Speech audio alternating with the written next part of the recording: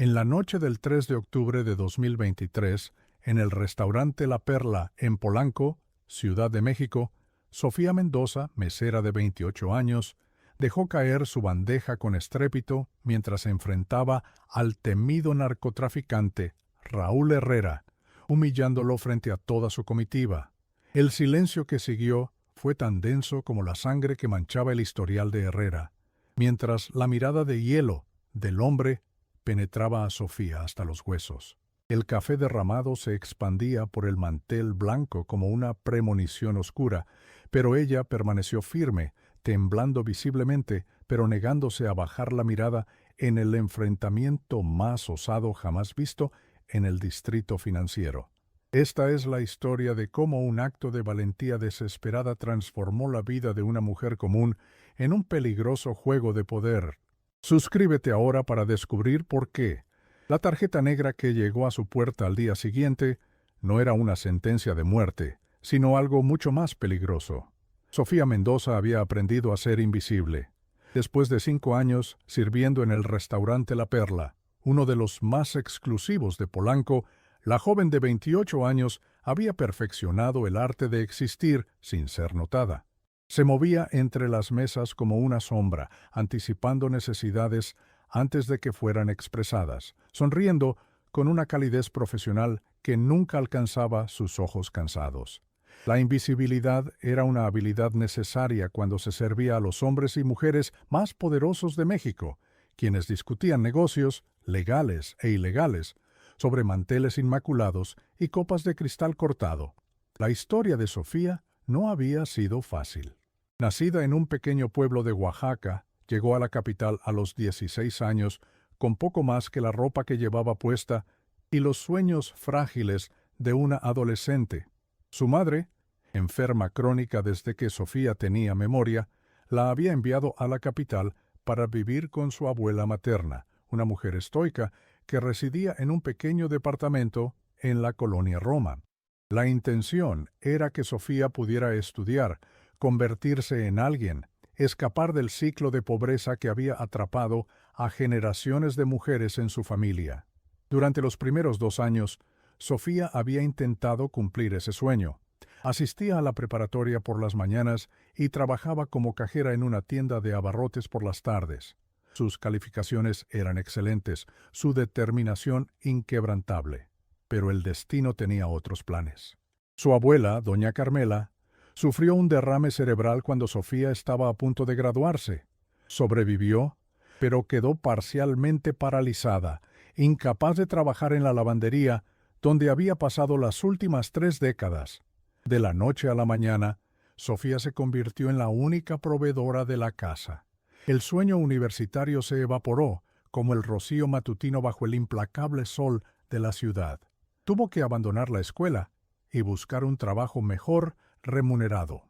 Fue entonces cuando encontró la perla, o quizás la perla la encontró a ella, una de esas coincidencias que, en retrospectiva, parecen destinadas. Miguel Ángel Domínguez, el maître del restaurante, vio algo en aquella muchacha delgada con ojos enormes y tímidos, pero determinados. Le dio una oportunidad a pesar de su falta de experiencia, y Sofía aprendió rápidamente. Primero como ayudante de camarero, luego como mesera en los turnos menos codiciados, hasta finalmente ganarse un lugar en las noches, cuando los grandes propietarios de la ciudad venían a cenar y las propinas podían equivaler a semanas de salario. Esa noche de octubre, el aire acondicionado trabajaba al máximo para combatir el calor inusual que persistía incluso después del anochecer. Sofía ajustó el cuello de su uniforme blanco y negro mientras observaba la puerta principal. Eran casi las 10 y el restaurante estaba a punto de cerrar cuando la campanilla de la entrada sonó. El maître d' Miguel se puso rígido instantáneamente y Sofía supo que no serían clientes ordinarios. 6 hombres entraron con la confianza que solo otorga el poder o la violencia. El que lideraba el grupo, un hombre de unos 40 años, vestía un traje azul marino a medida que parecía flotar sobre su cuerpo alto y delgado. Su cabello negro, salpicado de gris en las sienes, estaba peinado hacia atrás con precisión milimétrica, y sus ojos oscuros recorrieron el restaurante como un depredador evaluando su territorio. «Señor Herrera», Miguel se inclinó ligeramente, su voz un tono más alta de lo normal. «No esperábamos tener el honor. Su mesa habitual está ocupada, pero liberaremos». «No será necesario», interrumpió Raúl Herrera, con una voz suave que, de alguna manera, silenciaba todo el restaurante. «Cualquier mesa servirá». Sofía sintió que su estómago se contraía. Incluso ella, que evitaba las noticias y los chismes sobre los narcotraficantes que ocasionalmente frecuentaban La Perla, conocía a Raúl Herrera. El líder del cártel de la Corona era tan temido como respetado en ciertos círculos. Los rumores sobre su brutalidad eran legendarios, pero también lo eran las historias sobre su código de honor y su generosidad con quienes le eran leales. Herrera no siempre había sido el capo que ahora era. Nacido en un barrio humilde de Sinaloa, su ascenso había sido metódico y brutal. Comenzó como halcón para el cártel de Sinaloa cuando apenas tenía 12 años, vigilando las calles para alertar sobre la presencia de la policía o grupos rivales. Para los 18 era un sicario respetado, para los 25 controlaba su propia plaza y a los 35 había formado su propia organización, el Cártel de la Corona, tras una sangrienta escisión del grupo original. Su inteligencia fría y su crueldad calculada lo distinguían de otros líderes más impulsivos, y su capacidad para infiltrarse en las estructuras legítimas de poder, tanto en la política como en los negocios, lo había convertido en un objetivo difícil para las autoridades. Mientras otros capos ostentaban su poder con extravagancia, Herrera cultivaba una imagen casi corporativa, más parecido a un CEO que a un narcotraficante tradicional. Miguel los condujo a una mesa en la esquina más alejada, la zona que Sofía estaba atendiendo. Ella respiró profundamente, repasando mentalmente el protocolo para clientes VIP mientras se dirigía a la mesa. Mantener la mirada baja, ser eficiente pero discreta, no escuchar ninguna conversación. «Buenas noches, caballeros», dijo con una voz que esperaba sonara más segura de lo que se sentía. «¿Puedo ofrecerles algo de beber mientras deciden?» Herrera la miró directamente por primera vez, y Sofía sintió como si un bloque de hielo se deslizara por su columna vertebral. Sus ojos eran impenetrables, oscuros como pozos sin fondo. «Tráenos una botella de Macallan 25 años», ordenó sin consultar al resto. «Y vasos para todos». Sofía asintió y se retiró rápidamente. Mientras se dirigía a la barra, notó que los otros comensales comenzaban a pagar sus cuentas apresuradamente. La presencia de Herrera y sus hombres había alterado completamente la atmósfera del lugar. En la barra, Javier, el bartender, le dirigió una mirada de simpatía mientras localizaba la costosa botella de whisky. «¿Te tocó la mesa difícil esta noche, Sophie?», murmuró mientras colocaba la botella y 6 vasos de cristal tallado en su bandeja. «¿Los conoces?», preguntó ella en voz baja. Javier levantó una ceja.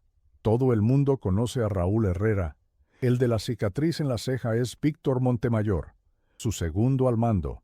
Dicen que mató a 6 hombres solo con sus manos durante la guerra contra los Zetas». Sofía sintió un escalofrío.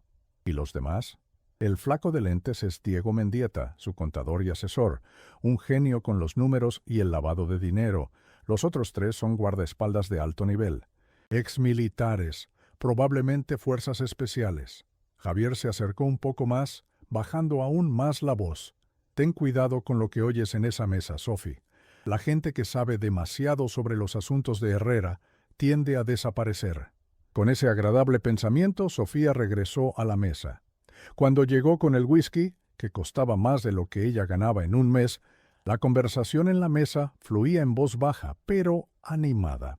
Sofía sirvió las bebidas meticulosamente, manteniendo sus movimientos controlados a pesar del temblor que amenazaba sus manos. «¿Están listos para ordenar, señores?», preguntó después de servir el último vaso.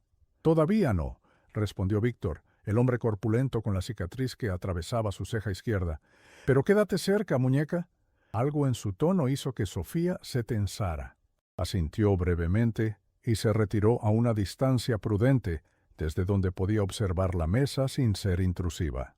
A medida que pasaba la hora siguiente, el restaurante se vació gradualmente hasta que solo quedaron Herrera y sus hombres. La cocina estaba a punto de cerrar cuando finalmente la llamaron para ordenar. Mientras tomaba nota de los platillos, Sofía notó que el alcohol había relajado al grupo. Hablaban más fuerte ahora, y sus conversaciones se habían vuelto más personales, menos centradas en negocios. «¿Y qué me dices de ti, bonita?», preguntó de repente Víctor, interrumpiendo su anotación. «¿Tienes novio?». Sofía mantuvo su expresión profesional. «Estaré encantada de traerles su comida lo antes posible, señores», respondió, ignorando la pregunta. «Te hice una pregunta», insistió Víctor, su sonrisa desvaneciéndose. «Déjala en paz, Víctor», intervino Diego, el hombre de gafas. «Solo está haciendo su trabajo». «¿Y qué? ¿Solo estoy siendo amigable?». Víctor extendió su mano y agarró la muñeca de Sofía con brusquedad. «¿No es como si tuviera algo mejor que hacer que hablar con nosotros, verdad, preciosa?». Sofía intentó liberar su brazo, pero el agarre de Víctor era como una prensa de acero. «Por favor, señor, necesito llevar su orden a la cocina», dijo, manteniendo su voz estable, a pesar del miedo que comenzaba a crecer en su interior. «Víctor», la voz de Herrera era suave, casi inaudible, pero el efecto fue inmediato. El hombre soltó la muñeca de Sofía como si le quemara. «Discúlpate con la señorita». «Lo siento, jefe, solo estaba...». «No a mí, a ella». Víctor tragó saliva visiblemente. «Disculpe, señorita, me excedí». Sofía asintió brevemente, su corazón martilleando contra su pecho. «Con permiso», murmuró, retirándose hacia la cocina. Una vez fuera de la vista, se apoyó contra la pared, respirando profundamente para calmar sus nervios. La marca roja en su muñeca comenzaba a oscurecerse, en lo que seguramente se convertiría en un moretón. «¿Estás bien?», preguntó Antonio, el chef principal, notando su expresión. «Sí», mintió Sofía, «son algo intensos». Antonio asintió comprensivamente. «Conozco el tipo. Prepararé su comida rápido para que puedan irse». Mientras esperaba, Sofía observó a través de la pequeña ventana circular de la puerta de la cocina. Herrera estaba sentado con la espalda recta, escuchando a uno de sus hombres con expresión imperturbable. Había algo en su postura que sugería una violencia contenida, como un depredador en reposo pero siempre alerta. A medida que observaba, Sofía recordó las historias que había escuchado sobre Herrera a lo largo de los años. A diferencia de otros capos que eran conocidos por su brutalidad indiscriminada, Herrera tenía fama de ser selectivo con su violencia, calculador, estratégico. No mataba por placer o para infundir miedo, sino como movimientos precisos en un juego de ajedrez mortal. Esa frialdad lo hacía, en cierto modo, aún más aterrador. También había historias de su generosidad. Barrios enteros donde había construido escuelas y clínicas, familias de hombres caídos a las que mantenía, jóvenes brillantes de zonas marginadas a los que pagaba la universidad. El clásico patrón del narcotraficante que se convertía en benefactor donde el Estado fallaba, ganando así la lealtad que ninguna cantidad de violencia podría asegurar. Cuando la comida estuvo lista, Sofía compuso su expresión profesional y regresó a la mesa. Sirvió cada plato con precisión, evitando cuidadosamente cualquier contacto visual con Víctor, quien parecía haberse hundido en su asiento tras la reprimenda. La cena transcurrió sin incidentes y Sofía comenzó a relajarse ligeramente. Eran casi las medianoche cuando los hombres terminaron de comer y el restaurante llevaba oficialmente cerrado media hora, aunque nadie se atrevería a sugerirle a Raúl Herrera que se marchara. Fue durante el café cuando todo cambió. Sofía estaba sirviendo las tazas cuando escuchó algo que hizo que su sangre se helara. «Entonces, ¿está decidido lo del chico Ramírez?», preguntó Diego, el hombre delgado de gafas que había permanecido mayormente silencioso durante la cena. «Sí», respondió Herrera, removiendo su café con deliberada lentitud. «Mañana por la noche, que parezca un robo que salió mal, su padre entenderá el mensaje». Sofía casi derrama el café. El apellido Ramírez no era tan inusual, pero algo en la forma en que lo dijeron, la frialdad calculada, le provocó un escalofrío. Pensó inmediatamente en Mateo Ramírez, el joven que vivía en su edificio de apartamentos. Apenas tenía 20 años, estudiante de Derecho en la UNAM, hijo de un abogado que, según rumores del vecindario, se había negado recientemente a defender a un narcotraficante importante. Mateo era un buen chico, siempre educado, siempre dispuesto a ayudar a las ancianas del edificio con sus compras o a reparar algún electrodoméstico averiado. Sofía recordaba cómo había pasado toda una tarde ayudando a su abuela a configurar su nuevo teléfono móvil con infinita paciencia, a pesar de las dificultades de la anciana para entender la tecnología. También recordaba haberlo visto estudiando hasta altas horas de la noche en el café de la esquina, rodeado de libros de derecho, determinado a seguir los pasos de su padre. ¿Algo más, señorita? La voz de Herrera interrumpió sus pensamientos. Sofía se dio cuenta de que se había quedado inmóvil, la cafetera aún en su mano. No, señor, disculpe, respondió automáticamente, terminando de servir y retirándose. En la cocina sus manos temblaban incontrolablemente. No podía ser el mismo Ramírez, se dijo. Era imposible. Y aun si lo fuera, ¿qué podía hacer ella? Interferir con los asuntos de alguien como Herrera era una sentencia de muerte. Ella tenía responsabilidades. Su abuela enferma, el dinero que enviaba regularmente a su madre en Oaxaca. Pero cuando regresó para recoger las tazas de café vacías, escuchó más detalles que eliminaron cualquier duda. El chico siempre toma el mismo camino de regreso de la universidad, comentaba Víctor, con la casualidad de quien discute el clima. Pasa por ese callejón junto a la tienda de abarrotes de Don Pedro en la colonia Roma, cerca de las 9. Será fácil. Un par de disparos, le quitamos la mochila y el teléfono, y todo el mundo pensará que fue un asalto más. La colonia Roma, donde vivía Mateo, donde vivía ella. El callejón junto a la tienda de Don Pedro, por el que ella misma pasaba casi a diario. Sofía sintió que el aire se escapaba de sus pulmones. No había ninguna duda. Estaban hablando de su vecino, del chico que siempre tenía una sonrisa amable y que soñaba con ser un abogado como su padre. La ubicación es perfecta, añadió Diego, limpiando sus gafas con un pañuelo de seda. Poca vigilancia, mala iluminación y lo suficientemente lejos de la avenida principal para que nadie escuche nada. Quiero que sea limpio, intervino Herrera, sin sufrimiento innecesario. Un mensaje para su padre, no una venganza. ¿Y si el viejo Ramírez sigue negándose después de esto? Preguntó otro de los hombres, uno que había permanecido mayormente silencioso durante la cena. Entonces pasamos al siguiente nivel, respondió Herrera, con una calma glacial. Pero dudo que sea necesario. Un hombre como Fernando Ramírez entiende el valor de la familia. Perdiendo a su único hijo, entenderá el costo de su integridad. Cuando Herrera finalmente pidió la cuenta, pasaba de la medianoche. Sofía la preparó con dedos entumecidos, tratando desesperadamente de decidir qué hacer, llamar a la policía. La idea era casi risible. En esta parte de la ciudad, la línea entre las autoridades y el crimen organizado era porosa en el mejor de los casos, inexistente en el peor. ¿Advertir a Mateo? ¿Fingir que no había escuchado nada? El miedo y la indecisión la paralizaban. Este no era su problema, no era su batalla. Tenía suficientes preocupaciones propias sin buscarse el odio de uno de los hombres más peligrosos de México. Y sin embargo, el recuerdo de Mateo ayudando a su abuela, su sonrisa amable cada vez que sostenía la puerta del edificio para ella, el orgullo en su voz, cuando hablaba de seguir los pasos de su padre para defender a los que no tienen voz. Esos recuerdos se mezclaban con las palabras frías de los hombres en la mesa, discutiendo su muerte como si fuera un simple trámite administrativo. Regresó a la mesa con la cuenta en una pequeña carpeta de cuero. Gracias por visitarnos, señores. Esperamos que hayan disfrutado su cena. Herrera apenas la miró mientras deslizaba una tarjeta de crédito negra en la carpeta.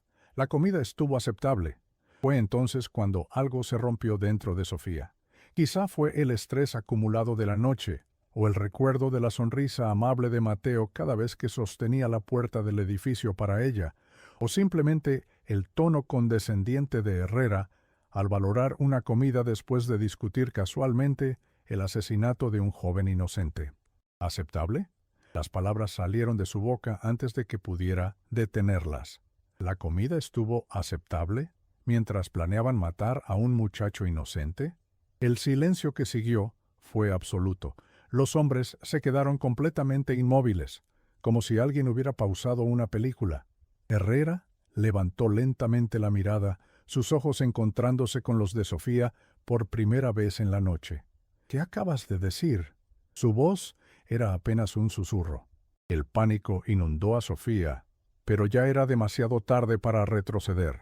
Lo escuché todo, sobre el chico Ramírez, el estudiante. Van a matarlo mañana en el callejón, junto a la tienda de abarrotes. Víctor se puso de pie tan abruptamente que su silla cayó hacia atrás, el estrépito resonando en el silencio sepulcral del restaurante. ¿Quién te crees que eres, perra entrometida?, gruñó, su mano moviéndose hacia el interior de su chaqueta, donde, Sofía estaba segura, llevaba un arma. Víctor, nuevamente, la voz tranquila de Herrera detuvo al hombre en seco. «Siéntate». Víctor dudó un momento, la furia aún deformando sus facciones, pero luego recogió su silla y se sentó, fulminando a Sofía con la mirada. El tiempo pareció detenerse mientras Herrera mantenía sus ojos fijos en Sofía, estudiándola con una intensidad que la hizo sentir completamente expuesta. No era solo una mirada de ira o amenaza, había curiosidad en esos ojos, como si ella fuera un espécimen raro que merecía ser examinado antes de ser disecado. «¿Sabes quién soy?», dijo finalmente. No era una pregunta. «Sí», respondió Sofía, su voz apenas un susurro, «y aún así decides hablarme de esta manera». Sofía no respondió. Sus piernas temblaban tanto que temía caerse. La bandeja con la cuenta y la tarjeta de crédito se sentía increíblemente pesada en sus manos. «¿Por qué?», preguntó Herrera, genuinamente curioso. «¿Conoces al chico Ramírez?» «Apenas», admitió Sofía. «Es mi vecino, es un buen chico. No tiene nada que ver con lo que sea que esté pasando con su padre». «Los pecados del padre», murmuró Herrera, casi para sí mismo. Luego, más alto. «¿Y qué esperas lograr con esta intervención? ¿Crees que cambiaré de opinión porque una mesera piensa que estoy siendo injusto?» Sofía respiró profundamente. Ya había firmado su sentencia de muerte. Bien podría decir lo que pensaba. «No espero nada, pero no podía quedarme callada mientras planean asesinar a un inocente frente a mí, como si estuvieran decidiendo qué postre ordenar». Por un momento, algo parecido a la sorpresa cruzó el rostro de Herrera. Luego, inesperadamente, sonrió. Era una sonrisa pequeña, apenas perceptible, pero transformaba completamente su rostro, suavizando momentáneamente la dureza de sus facciones. «Interesante», dijo finalmente, «procesa mi pago». Aturdida por este giro, Sofía tomó la tarjeta y se dirigió al terminal de pago. Sus manos temblaban tanto que tuvo que intentar 3 veces antes de poder pasar la tarjeta correctamente. El nombre en la tarjeta no era Raúl Herrera, sino Grupo Empresarial Corona, una de las muchas empresas legítimas que, según rumores, servían para blanquear el dinero del cártel. Mientras esperaba el recibo, su mente se aceleraba. ¿Qué acababa de hacer? ¿Por qué Herrera no había ordenado matarla en el acto? ¿Era este algún juego cruel, dejarla vivir solo para prolongar su miedo antes de acabar con ella? ¿O quizás planeaba algo peor que la muerte? Cuando regresó con el recibo, Herrera ya estaba de pie, sus hombres formando un semicírculo detrás de él. Víctor seguía mirándola con odio apenas contenido, mientras que Diego, el hombre de las gafas, la observaba con una especie de fascinación clínica. «Gracias por su visita», dijo mecánicamente Sofía, entregándole el recibo y la tarjeta. Herrera tomó ambos, pero se detuvo un momento, mirándola con renovado interés. «¿Cómo te llamas?» «Sofía, Sofía Mendoza». «Sofía Mendoza», repitió él, como si estuviera memorizando su nombre. «Buenas noches, Sofía Mendoza». Con eso, el grupo se retiró, dejando a Sofía plantada en medio del restaurante vacío, temblando y segura de que había cometido el peor error de su vida. ¿Qué demonios fue eso? Miguel se acercó a ella tan pronto como la puerta se cerró tras los hombres. Su rostro estaba pálido y gotas de sudor perlaban su frente. ¿Tienes un deseo de muerte o qué? Nadie, absolutamente nadie le habla así a Raúl Herrera. Yo no pude evitarlo, respondió Sofía débilmente, la adrenalina abandonando su cuerpo y dejándola exhausta. Van a matar a alguien, Miguel. Un chico de mi edificio. ¿Y ahora probablemente te matarán a ti también?, respondió Miguel, pasándose una mano por el pelo con nerviosismo. ¿En qué estabas pensando? ¿Crees que a Herrera le importa lo que piense una mesera? ¿Crees que vas a salvar a alguien confrontándolo así? Las palabras de Miguel eran duras, pero Sofía sabía que provenían del miedo. Miguel había trabajado en La Perla durante 20 años y había visto suficiente para saber que desafiar a hombres como Herrera rara vez terminaba bien. «Mira, no vuelvas a casa esta noche», continuó Miguel, bajando la voz aunque ya no había nadie más en el restaurante. «Ve con una amiga, alguien que viva lejos. Tal vez deberías salir de la ciudad por un tiempo». Sofía asintió, aunque sabía que no tenía muchas opciones. Su único familiar en la ciudad era su abuela enferma, a quien visitaba cada domingo. No podía ponerla en peligro, y no tenía dinero suficiente para irse de la ciudad sin previo aviso. Su cuenta de ahorros apenas contenía lo suficiente para un mes de alquiler, y eso asumiendo que no enviara el acostumbrado giro a su madre en Oaxaca. «Termina de limpiar y vete», continuó Miguel. «Y Sofía, ten cuidado». El resto de la noche pasó en una niebla de miedo y arrepentimiento. Sofía limpió mecánicamente las mesas, contó su propina. Herrera había dejado una cantidad obscenamente grande, lo que parecía una burla cruel, dadas las circunstancias, y se cambió a su ropa de calle. En el vestuario de empleados, su compañera de turno, Luisa, notó su expresión perturbada. «¿Estás bien?», preguntó cerrando su taquilla. «¿Te ves pálida?». Sofía consideró contarle todo, pero se detuvo. Cuanto menos supiera Luisa, más segura estaría. «Estoy cansada», mintió. «Fue una noche larga». «Te entiendo. Esos tipos de la mesa 12 parecían intensos. ¿Te dieron problemas?». «No», respondió Sofía automáticamente. «Todo estuvo bien». Luisa la miró escépticamente, pero no insistió. «¿Quieres que compartamos un taxi? Vivo cerca de ti». «No, gracias», dijo Sofía, forzando una sonrisa. «Tengo que hacer un par de diligencias antes de ir a casa». Eran casi las 2 de la madrugada cuando salió por la puerta trasera del restaurante. El estacionamiento estaba oscuro, iluminado solo por una farola distante. Sofía miró a su alrededor con nerviosismo, mitad esperando ver a Víctor o alguno de los otros hombres esperándola. Pero el estacionamiento estaba vacío, salvo por un gato callejero que hurgaba en los contenedores de basura.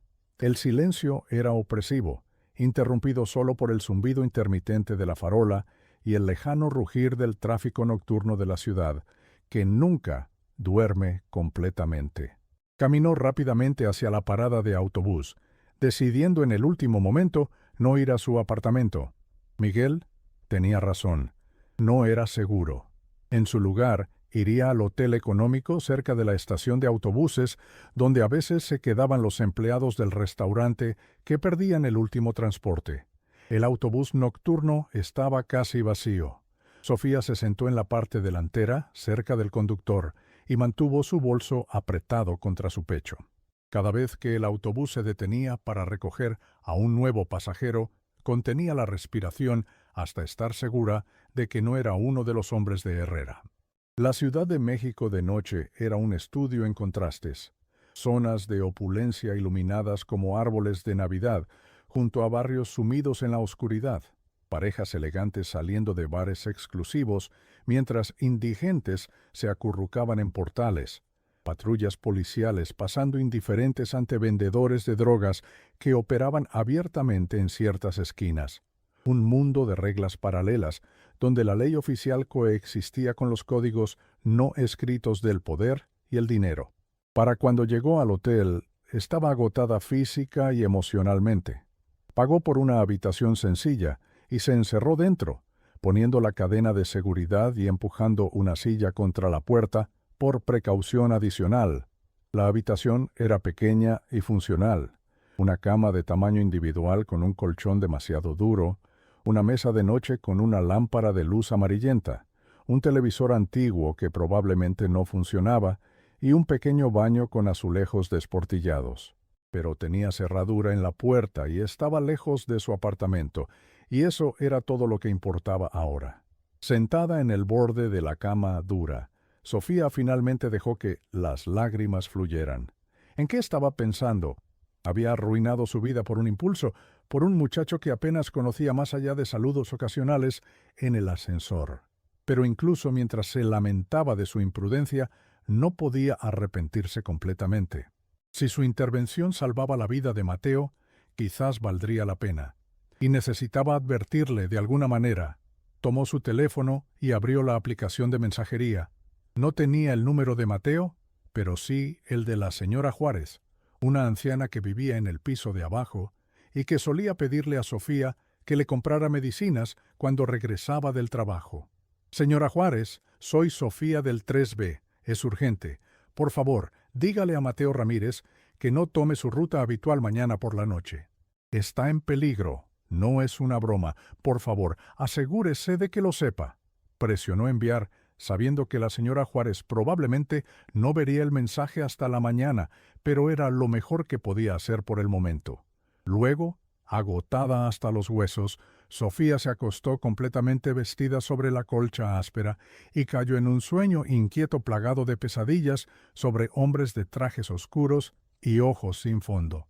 En sus sueños, corría por un laberinto de callejones oscuros perseguida por sombras que nunca lograba ver claramente. Cada vez que doblaba una esquina se encontraba con Víctor, cuya cicatriz parecía brillar con luz propia en la oscuridad. Y detrás de él siempre estaba Herrera, observándola con esos ojos impenetrables mientras limpiaba meticulosamente una pistola que nunca terminaba de limpiar. Se despertó varias veces durante la noche, sobresaltada por ruidos en el pasillo o el rugido ocasional de un motor en la calle. Cada vez su corazón se aceleraba hasta que estaba segura de que sufriría un infarto, solo para luego calmarse gradualmente cuando nada sucedía. El sol ya estaba alto cuando Sofía finalmente despertó por completo. Por un momento desorientador, no reconoció dónde estaba. La habitación desconocida con su papel tapiz descolorido y el olor a humedad y detergente barato la confundió. Luego los eventos de la noche anterior regresaron de golpe, y el miedo volvió a instalarse en su estómago como una piedra fría. Revisó su teléfono. Había un mensaje de la señora Juárez. «Niña, no entiendo bien, pero le dije a la madre de Mateo. Estaban muy preocupados. ¿Estás bien? ¿Necesitas ayuda?» Sofía respondió rápidamente, asegurándole a la anciana que estaba bien, pero que no regresaría al apartamento por unos días. Luego revisó sus otros mensajes. Había 3 de Miguel. «¿Llegaste bien a donde sea que fuiste? Sofía, responde cuando puedas. Algo extraño pasó. Llámame cuando veas esto». Con dedos temblorosos, Sofía marcó el número de Miguel. «¿Sofía? ¿Dónde estás?» La voz de Miguel sonaba tensa. «En un hotel cerca de la estación de autobuses». «¿Qué pasó?» «Alguien vino al restaurante esta mañana. Uno de los hombres que estaban con Herrera anoche, el de las gafas». El corazón de Sofía se aceleró. «¿Qué quería? ¿Dejó algo para ti? ¿Un sobre?» «¿Un sobre? ¿Lo abriste?» «No», respondió Miguel. «Tiene tu nombre, pero es inusual». «¿Qué quieres decir?» «Es negro, el sobre es completamente negro, con tu nombre en letras doradas. Nunca me había visto algo así». Sofía cerró los ojos, tratando de controlar su pánico creciente. Un sobre negro. Probablemente contenía algún tipo de amenaza, o peor, la dirección de donde enterrarían su cuerpo. «¿Qué debo hacer, Miguel?» «No lo sé», admitió, pero dijo específicamente que tenía que entregártelo en persona, no a través de mí u otro empleado. Dijo que estarían observando el restaurante. «Entonces no puedo volver al trabajo», concluyó Sofía, sintiendo una nueva ola de desesperación. Su trabajo en La Perla era la única razón por la que podía pagar su apartamento y enviar dinero a su madre en Oaxaca. «No lo sé», repitió Miguel, «pero creo que sería peligroso ignorar a Herrera. Esta gente No aceptan ser desafiados. Después de colgar, Sofía se quedó sentada en la cama durante largo tiempo, considerando sus opciones. Podría huir, tomar un autobús a Oaxaca y desaparecer en su pueblo natal por un tiempo. Pero eso significaría abandonar a su abuela, quien dependía de sus visitas semanales y la ayuda económica que Sofía le proporcionaba. O podría enfrentar lo que fuera que Herrera había planeado para ella. Era difícil imaginar un escenario en el que saliera bien librada. Los hombres como Herrera no eran conocidos por su clemencia, y ella había cometido el error imperdonable de desafiarlo públicamente. ¿Qué esperanza tenía una simple mesera contra uno de los narcotraficantes más poderosos de México? Mientras debatía, su teléfono sonó con un mensaje de un número desconocido. «Buenos días, señorita Mendoza. Espero que haya descansado bien en el Hotel Mirador. Su sobre la espera en La Perla. Le sugiero que lo recoja antes de las 3 p.m. RH». Sofía casi dejó caer el teléfono. Sabían dónde estaba. Habían estado siguiéndola todo el tiempo. La sensación de ser observada, de estar completamente expuesta, era abrumadora. Si habían querido matarla, podrían haberlo hecho fácilmente durante la noche. El hecho de que no lo hubieran hecho sugería que Herrera tenía otros planes para ella. La idea era casi más aterradora que la simple amenaza de muerte. Con manos temblorosas, Sofía recogió sus pocas pertenencias y pagó su habitación. Si iban a matarla, al menos no arrastraría al hotel a este lío. El viaje de regreso a Polanco fue surrealista. El día era brillante y soleado, las calles llenas de gente normal viviendo sus vidas normales, parejas paseando de la mano, vendedores ambulantes ofreciendo jugos y tacos, oficinistas apresurándose con café para llevar. Nadie sabía que ella posiblemente se dirigía hacia su muerte. A medida que el taxi se acercaba a La Perla, Sofía sintió una extraña calma apoderarse de ella. Había algo liberador en la certeza del peligro, en la aceptación de que lo que vendría, vendría. Toda su vida había estado tratando de ser invisible, de no causar problemas, de adaptarse a las circunstancias. Por una vez, había actuado siguiendo su conciencia sin importar las consecuencias. La Perla estaba tranquila cuando llegó, el almuerzo apenas comenzando. Miguel la vio entrar y se acercó rápidamente. «¿Estás aquí?», dijo, la sorpresa evidente en su voz. «No estaba seguro de si vendrías». «No tuve muchas opciones», respondió Sofía con amargura. «¿Dónde está el sobre?» Miguel la condujo a la oficina trasera y abrió un cajón del escritorio. Sacó un sobre rectangular de papel grueso, completamente negro, excepto por el nombre de Sofía escrito en una caligrafía dorada elegante. «¿Quieres que me quede mientras lo abres?», preguntó Miguel. Sofía consideró la oferta, pero luego sacudió la cabeza. «No, si es algo malo, prefiero estar sola». Cuando Miguel se fue, Sofía contempló el sobre durante varios minutos antes de reunir el valor para abrirlo. Era pesado, el papel de una calidad que nunca antes había tocado. La tinta dorada de su nombre brillaba ligeramente bajo la luz fluorescente de la oficina. Finalmente, con un suspiro tembloroso, rompió el sello.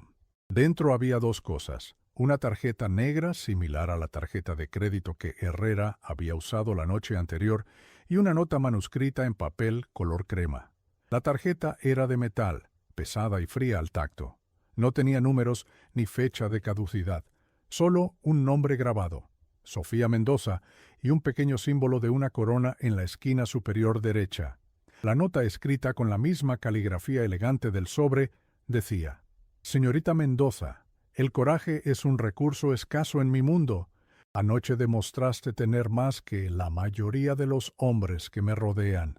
La tarjeta adjunta te brinda protección bajo mi nombre. Úsala con discreción. En cuanto al joven Ramírez, puede agradecer tu intervención por su prolongada existencia. No todos tienen a alguien dispuesto a arriesgar su vida por ellos. Espero verte servir en mi mesa nuevamente. Raúl Herrera». Sofía leyó la nota 3 veces, segura de que había algún tipo de trampa o amenaza oculta entre líneas. Pero el mensaje parecía claro: Mateo estaba a salvo y a ella le habían otorgado algún tipo de protección inexplicable. ¿Pero por qué? ¿Qué había visto Herrera en su acto impulsivo de desafío que merecía tal respuesta? Mientras trataba de procesar todo, su teléfono vibró con otro mensaje del número desconocido. La tarjeta no es solo simbólica. Señorita Mendoza, tiene un saldo disponible para cualquier necesidad que pueda surgir. Considérelo una propina adecuada por su excepcional servicio anoche. RH. Sofía miró la tarjeta negra en su mano con renovada sorpresa. No era solo una señal de protección, sino también una tarjeta de crédito. ¿O era una forma de comprar su silencio? El sonido de la puerta de la oficina abriéndose la sobresaltó. «Sofía», dijo Miguel asomándose, «hay un hombre afuera preguntando por ti. Dice que es tu vecino». «¿Mi vecino?» Sofía guardó rápidamente la tarjeta y la nota en su bolso. «¿Quién?» Dijo que se llama Mateo Ramírez. El corazón de Sofía dio un vuelco. ¿Qué hacía Mateo aquí? ¿Cómo sabía dónde trabajaba? Siguió a Miguel de regreso al comedor principal, donde Mateo esperaba nerviosamente cerca de la entrada. Al verla, su rostro se iluminó con alivio. Era exactamente como lo recordaba, alto y delgado, con lentes de montura gruesa y el tipo de rostro abierto y honesto, que parecía incapaz de ocultar cualquier emoción. Llevaba jeans y una camiseta de la UNAM, con una mochila gastada colgando de un hombro. «Sofía, gracias a Dios que estás bien», dijo acercándose. «Mi madre recibió un mensaje de la señora Juárez diciendo que estaba en peligro, pero luego esta mañana un hombre vino a nuestro apartamento». «¿Un hombre?», interrumpió Sofía, alarmada. «¿Qué hombre?». «No dio su nombre. Traje elegante, gafas. Dijo que habías intervenido en mi favor con alguien importante y que ya no estaba en peligro, pero que debía venir a agradecerte personalmente». Mateo parecía confundido. «No entendí todo, pero mi padre se puso pálido cuando le dije, «¿Qué está pasando, Sofía? ¿En qué estás metida?». Sofía miró alrededor nerviosamente, consciente de que probablemente estaban siendo observados. «No aquí», murmuró. «Vamos afuera». Una vez en la acera frente al restaurante, Sofía le contó a Mateo una versión abreviada de los eventos de la noche anterior, omitiendo la parte donde temía por su propia vida. «¿Desafiaste a Raúl Herrera por mí?». Mateo parecía estar entre el asombro y el horror. «¿Sabes quién es ese hombre? Mi padre ha estado aterrorizado durante semanas porque se negó a representar a uno de sus lugartenientes en un caso de lavado de dinero». «Lo sé», admitió Sofía. «Fue estúpido, pero no podía quedarme callada». «No fue estúpido», respondió Mateo con fervor. «Fue lo más valiente que he escuchado nunca. Me salvaste la vida, Sofía».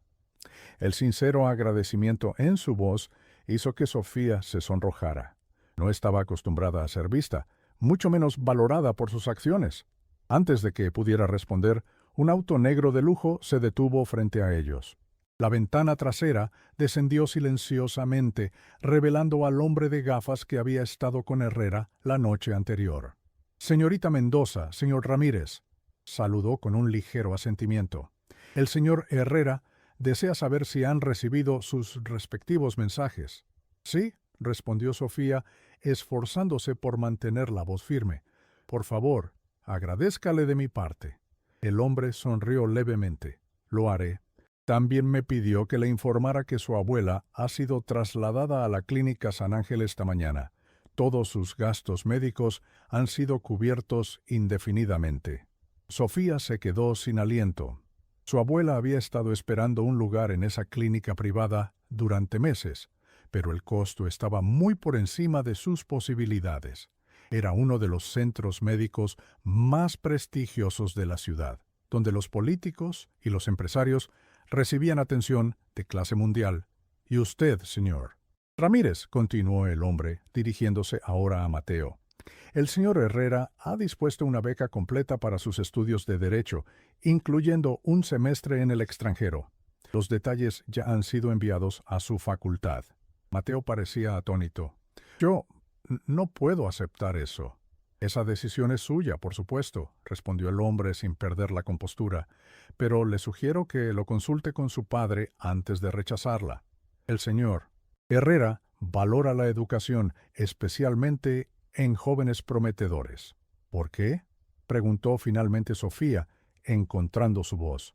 ¿Por qué estás haciendo todo esto? El hombre la estudió por un momento antes de responder. El señor Herrera valora ciertas cualidades por encima de otras, la lealtad, por supuesto, pero también el coraje y la convicción. Usted mostró ambos anoche. Hizo una pausa. Es raro en nuestro mundo encontrar a alguien dispuesto a arriesgarlo todo por sus principios. Con eso, la ventana volvió a subir y el auto se alejó silenciosamente. ¿Qué acaba de pasar?, preguntó Mateo, mirando el auto que se alejaba. Sofía sacudió la cabeza, tan desconcertada como él. No estoy segura, admitió, pero creo que, por alguna razón inexplicable, acabamos de ganar la lotería moral con el hombre más peligroso de México. ¿Deberíamos aceptar lo que ofrece? Mateo parecía conflictuado. Mi padre siempre dice que el dinero del narco viene con sangre. No lo sé, respondió Sofía honestamente, pero creo que tu padre preferiría verte aceptar una beca sangrienta que muerto en un callejón. Mateo asintió lentamente, procesando sus palabras. Tienes razón. ¿Y tú? ¿Qué vas a hacer con esa tarjeta negra? Sofía tocó su bolso donde la tarjeta descansaba como un secreto peligroso. Todavía no lo sé, necesito pensar. Se despidieron con la promesa de mantenerse en contacto. Mientras Mateo se alejaba, Sofía se preguntó si acababa de salvar una vida o si había abierto una puerta a un mundo del que nunca podría escapar. Una semana después, la vida de Sofía había cambiado de maneras que nunca habría podido imaginar. Su abuela estaba recibiendo el mejor tratamiento médico disponible en la Clínica San Ángel.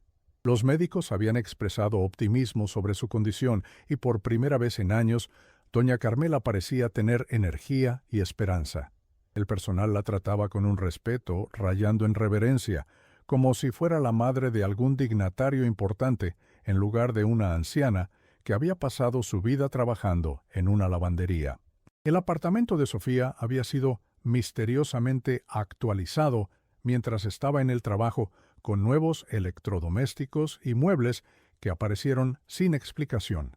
El viejo sofá desvencijado había sido reemplazado por uno de cuero italiano, el refrigerador, que hacía ruidos extraños, por uno moderno de acero inoxidable, el colchón Lumpy por uno ortopédico, que hacía que dormir fuera como flotar en una nube. Y la tarjeta negra resultó ser efectivamente ilimitada. Sofía la había probado tentativamente comprando comestibles, solo para descubrir que no apareció ningún cargo en el recibo. Luego se aventuró a comprar medicamentos para su madre en Oaxaca, y nuevamente ningún registro de la transacción. Era como si el dinero simplemente apareciera de la nada, sin preguntas, sin límites. En La Perla, su estatus había cambiado completamente. Ya no era la mesera invisible. Ahora los clientes la trataban con un respeto teñido de temor, y Miguel le había ofrecido un ascenso a supervisora de piso. La gente pregunta por ti, le confió Miguel en voz baja. No sé qué pasó con Herrera, pero su gente ha estado corriendo la voz. Dicen que estás bajo su protección. La idea era tan absurda como aterradora. Sofía, la chica que había pasado toda su vida tratando de no llamar la atención, ahora era objeto de rumores y especulaciones en los círculos de poder de la ciudad. Y cada jueves por la noche, puntualmente a las 10, Raúl Herrera llegaba al restaurante con su séquito habitual, solicitando específicamente la sección de Sofía. Durante estas cenas, que se habían convertido en una especie de ritual semanal extraño, Herrera nunca mencionaba directamente los eventos de aquella primera noche. En cambio, conversaba con ella brevemente sobre temas mundanos, el clima, la calidad del vino, ocasionalmente preguntando por la salud de su abuela. Víctor, el hombre de la cicatriz, la miraba siempre con resentimiento apenas contenido, pero nunca se atrevía a decirle nada en presencia de su jefe. Diego, el contador, la trataba con una cortesía distante que bordaba en el respeto profesional. Fue durante la tercera de estas cenas cuando Sofía finalmente reunió el valor para preguntar lo que la había estado carcomiendo. «Señor Herrera», dijo mientras servía el café, «¿puedo hacerle una pregunta personal?» Herrera la miró con esa intensidad característica que aún le provocaba escalofríos. Puedes intentarlo. ¿Por qué cambió de opinión sobre Mateo? ¿Por qué no siguió adelante con sus planes? Los hombres alrededor de la mesa se tensaron visiblemente, pero Herrera parecía más divertido que ofendido. Dime, Sofía, respondió después de un momento. ¿Sabes por qué la gente en mi posición inspira tanto miedo? La pregunta la tomó por sorpresa. Porque ¿tienen poder sobre la vida y la muerte? En parte, concedió Herrera, pero principalmente porque somos impredecibles. La impredecibilidad es la verdadera fuente del terror. Si actuara exactamente como todos esperan todo el tiempo, perdería mi ventaja. Hizo una pausa para tomar un sorbo de café. Aquella noche hiciste algo completamente impredecible. Rompiste todas las reglas. Y me recordaste algo que había olvidado. ¿Qué cosa? Que la verdadera fortaleza no está en ejercer poder, sino en mostrar misericordia cuando nadie la espera. Herrera la miró con una expresión indescifrable. El padre de Mateo entendió mi mensaje mucho más claramente cuando perdoné a su hijo que si lo hubiera matado. Ahora me debe algo mucho más valioso que el miedo: gratitud. Sofía asimiló sus palabras, desconcertada por la lógica retorcida, pero innegable. En cuanto a ti, continuó Herrera, me demostraste que aún existen personas dispuestas a sacrificarse por lo que creen correcto. Eso merece respeto. Y en mi mundo, el respeto se traduce en protección. Las palabras de Herrera se quedaron con Sofía mucho después de que la cena terminara. Había una extraña filosofía en ellas, una visión del mundo donde la brutalidad y la misericordia eran simplemente herramientas diferentes para conseguir el mismo fin: poder. ¿Era eso lo que ella era ahora? ¿Otra herramienta en el arsenal de Herrera? ¿Un ejemplo viviente de su misericordia para que otros lo vieran y temieran? Después de esa conversación, las cosas cambiaron sutilmente. Sofía comenzó a notar que la protección de Herrera se extendía más allá de simples regalos materiales. Los vecinos problemáticos en su edificio misteriosamente se mudaron. Los acosadores callejeros que antes la molestaban en su camino al trabajo desaparecieron. Incluso el tráfico parecía despejarse mágicamente cuando ella necesitaba llegar a algún lugar con prisa. El tendero de la esquina, un hombre perpetuamente malhumorado que antes apenas le dirigía la palabra, ahora la saludaba efusivamente y a menudo le regalaba fruta o pan fresco. La casera, que solía acosarla por el alquiler incluso cuando pagaba puntualmente, ahora se mostraba casi servilmente amable. Cuando su lavadora se descompuso, un técnico apareció en menos de una hora, se negó a aceptar pago y le dejó su tarjeta personal por si necesitaba cualquier cosa. Era como si una fuerza invisible hubiera envuelto su vida, suavizando sus bordes ásperos y eliminando obstáculos. Como si el mero conocimiento de que estaba bajo la protección de Raúl Herrera hubiera creado un campo de fuerza alrededor de ella. Mateo también experimentaba cambios similares. Después de mucha deliberación y una tensa conversación con su padre, había aceptado la beca de Herrera. Ahora estudiaba con renovado entusiasmo, libre de las preocupaciones económicas que habían plagado a su familia. Su padre, Fernando Ramírez, había vuelto a ejercer como abogado después de semanas escondido, aunque ahora seleccionaba sus casos con mucho más cuidado. «Mi padre dice que tenemos una deuda de vida contigo», le confió Mateo durante uno de sus encuentros ocasionales en el café de la esquina. «Dice que lo salvaste de tomar una decisión que habría destruido a nuestra familia». «No hice nada especial», insistió Sofía, incómoda con el agradecimiento. «Cualquiera habría hecho lo mismo». «No», dijo Mateo con absoluta certeza. «Nadie más se habría enfrentado a Raúl Herrera por un extraño. Nadie». Pero con esta protección también vino una creciente inquietud. Sofía era consciente de que estaba disfrutando de privilegios obtenidos a través del poder de un hombre cuyo imperio estaba construido sobre sufrimiento y muerte. La tarjeta negra en su bolso, que ahora usaba regularmente para ayudar a vecinos necesitados y enviar más dinero a su familia en Oaxaca, estaba manchada con sangre invisible. ¿Estaba mal aceptar este dinero? ¿Se había convertido en cómplice de Herrera simplemente por no rechazar su generosidad? ¿O podía usar estos recursos inesperados para hacer algún bien, para equilibrar de alguna manera la balanza? Estas preguntas la mantenían despierta por las noches, mirando al techo de su recién renovado apartamento, sintiendo el peso de la tarjeta negra, incluso cuando ésta descansaba en un cajón al otro lado de la habitación. 2 meses después del incidente inicial, Sofía recibió otra nota en un sobre negro. Tu presencia es requerida mañana a las 8 p.m. Un coche te recogerá. CTRH. No era una invitación, sino una convocatoria, y a pesar de toda la generosidad que Herrera había mostrado, Sofía no olvidaba quién era realmente. El coche llegó puntualmente, conducido por el mismo hombre de gafas que parecía ser el asistente personal de Herrera. Diego Mendieta, recordó Sofía, el contador y asesor, el hombre que había traído el primer sobre negro a la Perla. Buenas noches, señorita Mendoza, saludó cordialmente. El señor Herrera la espera. ¿Dónde vamos?, preguntó Sofía mientras subía al auto, un sedán negro de lujo con vidrios polarizados que ocultaban el interior de miradas curiosas. ¿A su residencia? El interior del coche olía a cuero fino y a un sutil aroma a cítricos. Las superficies brillaban inmaculadas, y una división de cristal separaba el asiento del conductor del compartimento de pasajeros.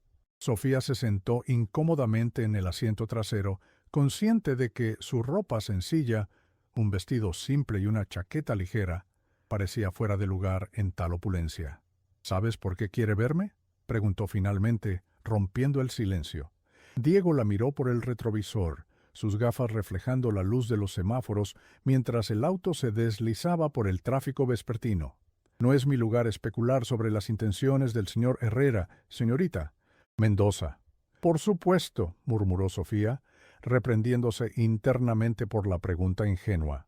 Pero si me permite un consejo, continuó Diego inesperadamente, sea usted misma.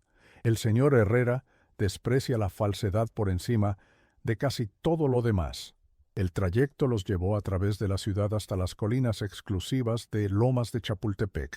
Allí, oculta tras altos muros y elaborados jardines, se encontraba la residencia privada de Raúl Herrera, una mansión de diseño contemporáneo que parecía brillar contra el cielo nocturno.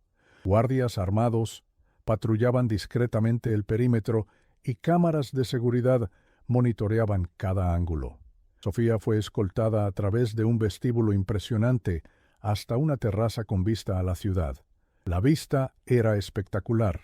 La Ciudad de México se extendía ante ella como un océano de luces, respirando y pulsando con la vida de millones de personas.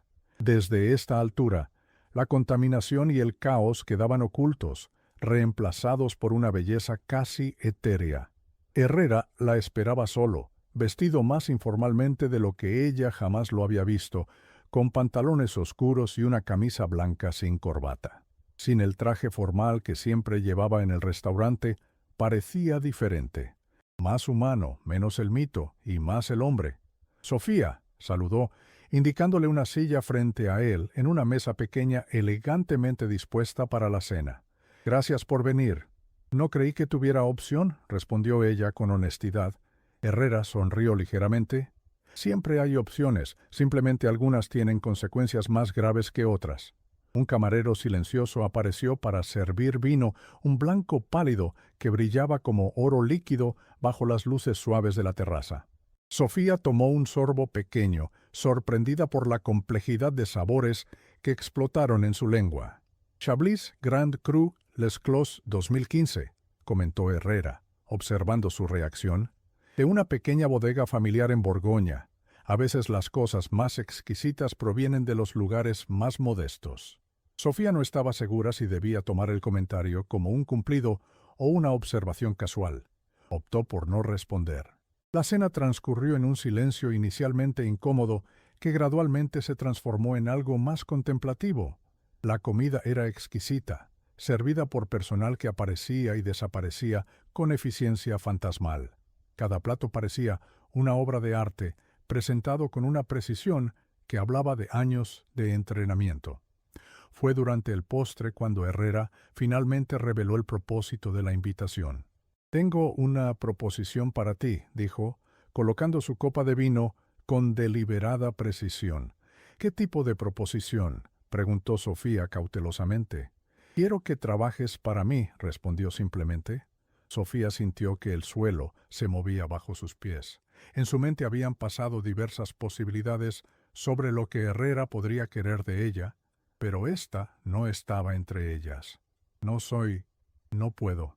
No soy una criminal, señor Herrera». «No te estoy pidiendo que lo seas», aclaró él. «Mis negocios se extienden mucho más allá de lo ilícito. Tengo inversiones legítimas en restaurantes, hoteles, empresas de importación. Quiero que supervises algunos de estos establecimientos». «¿Por qué yo? No tengo experiencia en administración de empresas. Apenas terminé la preparatoria». «Tienes algo más valioso: integridad». Herrera se inclinó ligeramente hacia adelante. «La mayoría de las personas en mi organización están motivadas por el miedo o la codicia. Tú demuestras un tipo diferente de lealtad, una basada en principios. Eso es raro y valioso». Sofía lo miró con escepticismo. «¿Está diciendo que quiere contratarme porque tengo principios morales? ¿No es eso contradictorio con su línea de trabajo?» Para su sorpresa, Herrera rió, un sonido genuino que transformó momentáneamente su rostro severo. «Precisamente por eso. En mi mundo, Sofía, la corrupción es una enfermedad que infecta todo lo que toca. Necesito personas que sean inmunes a ella para administrar ciertos aspectos de mis negocios legítimos. Personas que no robarán, que no mentirán, que harán lo correcto incluso cuando nadie está mirando. ¿Y si me niego? Entonces continúas tu vida como hasta ahora. La tarjeta negra sigue siendo tuya. La protección continúa, sin consecuencias negativas». Sofía lo estudió, buscando la trampa, el engaño oculto. «No lo entiendo. ¿Por qué se toma tantas molestias por mí? Soy solo una mesera que fue lo suficientemente tonta como para desafiarlo». Herrera la miró en silencio por un largo momento, como si estuviera decidiendo cuánto revelar. Finalmente dijo: «Hace muchos años alguien intervino por mí de manera similar. Una maestra de escuela que se enfrentó a mi padre cuando él quería sacarme de la escuela para trabajar en sus negocios. Ella no sabía quién era él, o tal vez sí lo sabía y no le importó. Solo sabía que un niño merecía educación». Hizo una pausa. «Mi padre la mató por su insolencia». Sofía contuvo el aliento, sintiendo un escalofrío recorrer su espalda. «Me prometí entonces», continuó Herrera, «que si alguna vez encontraba ese tipo de coraje nuevamente, lo honraría en lugar de destruirlo». Sus ojos se encontraron con los de Sofía. «¿Tú me recordaste esa promesa?». El silencio que siguió estaba cargado de significado. Sofía comprendió entonces que estaba ante una encrucijada que definiría el resto de su vida. Podía rechazar la oferta y continuar viviendo en los márgenes del mundo de Herrera, disfrutando de su protección, pero manteniendo cierta distancia moral. O podía aceptar y entrar de lleno en ese mundo, con la esperanza de que su presencia pudiera, tal vez, hacer alguna diferencia. «¿Qué establecimiento supervisaría exactamente?», preguntó finalmente. «Estoy abriendo un nuevo restaurante en La Condesa. Se llamará Corona Real. Quiero que lo dirijas». «¿Un restaurante completo? Pero no tengo experiencia en administración, solo en servicio». «Tendrás todo el apoyo necesario. Diego te presentará al equipo financiero y administrativo.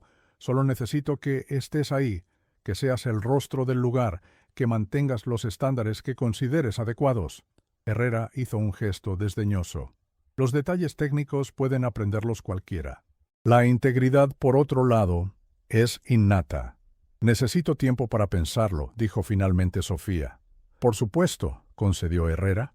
«Tómate una semana. El coche te llevará a casa cuando estés lista».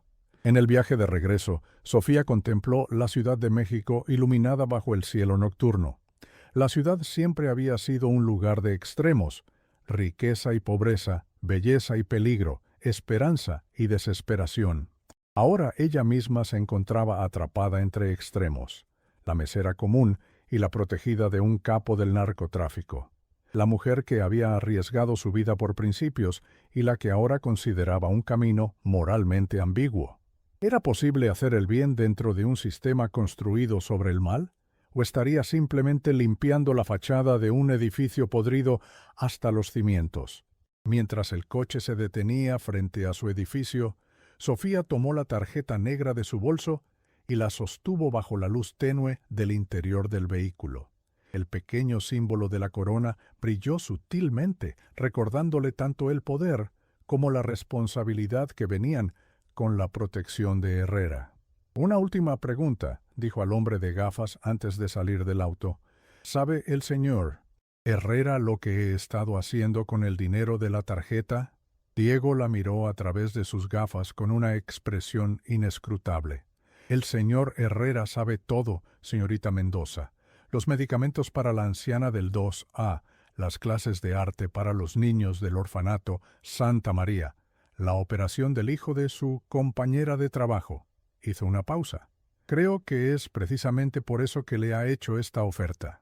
Sofía asintió lentamente, comprendiendo finalmente. No era solo su acto de desafío lo que había captado la atención de Herrera, sino lo que había hecho después, cuando se le dio poder inesperado. Durante los siguientes días, Sofía reflexionó profundamente sobre la oferta de Herrera. Visitó a su abuela en la clínica San Ángel, observando cómo la anciana florecía bajo cuidados médicos adecuados. Habló con su madre por teléfono, escuchando cómo las remesas que ahora podía enviar habían transformado su vida en Oaxaca.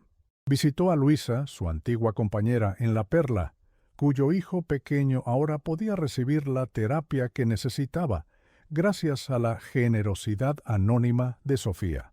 En cada caso, veía el bien tangible que el dinero de Herrera había hecho. Vidas cambiadas para mejor, sufrimiento aliviado, oportunidades creadas. Y sin embargo, no podía ignorar la fuente de ese dinero.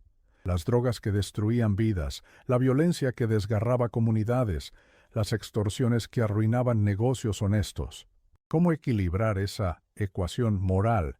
¿Cómo pesar el bien que ella podía hacer contra el mal del que provenía? Al final, fue Mateo quien, sin saberlo, la ayudó a tomar su decisión. «Estoy estudiando teoría de la justicia este semestre», le comentó durante uno de sus encuentros en el café. «Hay un concepto llamado justicia imperfecta que me ha hecho pensar mucho. La idea es que en un mundo imperfecto, a veces la mejor forma de justicia que podemos esperar también es imperfecta». «¿Qué quieres decir?», preguntó Sofía, revolviendo su café. «Que a veces tenemos que trabajar dentro de sistemas corruptos o injustos para cambiarlos, porque derribarlos por completo podría causar más daño que bien». Mateo la miró con intensidad. «Creo que es lo que mi padre está aprendiendo y tal vez lo que tú también estás descubriendo». Una semana después, Sofía Mendoza dejó su trabajo en La Perla para asumir la administración del nuevo restaurante Corona Real en La Condesa. El establecimiento, propiedad de uno de los numerosos consorcios legítimos de Herrera, se convirtió rápidamente en uno de los más exitosos y respetados de la ciudad. Bajo la dirección de Sofía, el restaurante implementó una política de contratar a jóvenes de barrios marginados, ofreciéndoles capacitación y oportunidades que de otro modo nunca habrían tenido. También estableció un programa de comidas gratuitas para ancianos locales que vivían solos. El diseño del lugar era elegante pero acogedor, alejándose de la ostentación que caracterizaba a otros establecimientos propiedad de narcotraficantes. No había oro en los grifos ni excesos vulgares. En cambio, los materiales eran auténticos y de alta calidad, la decoración sutil pero impecable, el servicio profesional pero cálido. El chef que Sofía contrató, un joven talentoso de Michoacán que había aprendido a cocinar de su abuela, creó un menú que celebraba los sabores auténticos de la cocina mexicana tradicional, elevándolos sin distorsionarlos. Los críticos gastronómicos elogiaron la propuesta como un regreso a las raíces con visión contemporánea. Y lo más importante, Corona Real operaba completamente dentro de la legalidad. Los impuestos se pagaban puntualmente, los empleados recibían beneficios completos y contratos formales. Los proveedores eran seleccionados no solo por calidad, sino también por sus prácticas éticas. Cada jueves, puntualmente a las 10, Raúl Herrera cenaba allí, siempre en la misma mesa apartada con vista a la calle. Y cada jueves Sofía se unía a él brevemente para discutir no solo el restaurante, sino también otras iniciativas comunitarias que había comenzado a implementar en los diversos negocios bajo su supervisión. Con el tiempo, Herrera le confió la administración de una panadería en Coyoacán, luego una pequeña cadena de cafeterías y finalmente un hotel boutique en la zona rosa. En cada caso, Sofía aplicaba los mismos principios: operación legal impecable, oportunidades para los desfavorecidos, reinversión en la comunidad local. Su relación con Herrera continuó siendo profesional, pero compleja, marcada por un respeto mutuo y una comprensión tácita de los límites que ninguno de los dos cruzaría. Sofía nunca preguntaba sobre los aspectos ilícitos de los negocios de Herrera, y él nunca intentaba involucrarla en ellos. Ocasionalmente, cuando la conversación se prolongaba más allá de lo habitual, Herrera compartía fragmentos de su pasado: su infancia en Sinaloa, los abusos de su padre, su amor por la literatura, una pasión que ocultaba cuidadosamente de sus asociados, su matrimonio fracasado con una mujer que no pudo soportar la vida que él llevaba. En esos momentos, Sofía vislumbraba al hombre detrás del mito, al niño que podría haber sido algo completamente diferente si las circunstancias lo hubieran permitido. Y a veces, rara vez, Herrera le pedía consejos sobre asuntos que parecían triviales, pero que revelaban una soledad profunda. ¿Qué regalo comprar para su sobrina que cumplía 15 años? ¿Cómo responder a una carta de una antigua novia que se había puesto en contacto después de décadas? ¿Si debería visitar la tumba de su madre en el aniversario de su muerte? ¿O si el gesto sería hipócrita, dado que apenas la conoció? En esos momentos, Sofía respondía con honestidad, tratándolo no como al temido narcotraficante, sino como a un hombre que, como todos, buscaba conexión y significado en un mundo confuso. En las calles, Sofía adquirió una reputación propia. La llamaban la madrina, un título que llevaba con una mezcla de orgullo y resignación. La gente del barrio sabía que podían acudir a ella en momentos de necesidad y que tenía el poder de resolver problemas que las instituciones oficiales ignoraban. Cuando la clínica comunitaria en Santa María estaba a punto de cerrar por falta de fondos, Sofía organizó una cena benéfica en Corona Real que recaudó suficiente dinero para mantenerla abierta por 3 años más. Cuando una inundación devastó un barrio popular en Xochimilco, los camiones de ayuda de Corona Empresarial fueron los primeros en llegar, cargados de alimentos, medicinas y materiales de construcción. Y cuando el hijo de Luisa finalmente pudo caminar después de años de terapia, Sofía estuvo allí para presenciar sus primeros pasos, llorando junto a su amiga, mientras el pequeño avanzaba tembloroso pero determinado a través de la sala de rehabilitación. La tarjeta negra permanecía en su bolso, un recordatorio constante del día en que su vida cambió para siempre.